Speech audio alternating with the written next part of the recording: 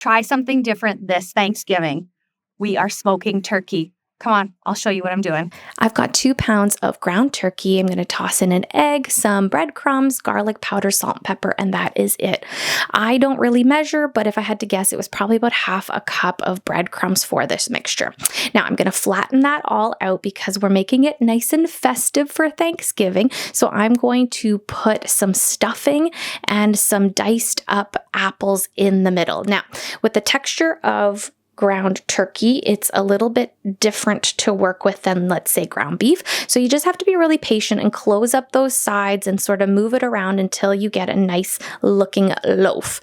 Now, the other thing, because again, the turkey texture here, to keep it all together, what I'm doing is wrapping it with prosciutto. The easiest way I found to do this is to lay out your pieces of prosciutto first, put the loaf on top, and then just fold those pieces over nice and tight. Now you can see a little bit of my turkey is escaping from each end, so you will need 2 extra pieces of prosciutto to cover up that end piece.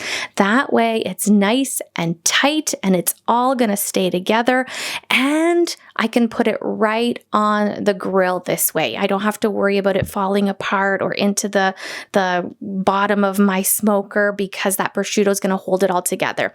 This entire process takes about 3 hours from start to finish. So after about the 2-hour mark, I'm seeing some really nice crispy prosciutto. So I am going to give it a nice smother with a mixture of barbecue sauce and ketchup, keeping that meatloaf feeling alive with the ketchup, but adding some of that saucy, delicious barbecue flavor as well. I'm going to let it rest for 15-20 minutes or so before cutting into it.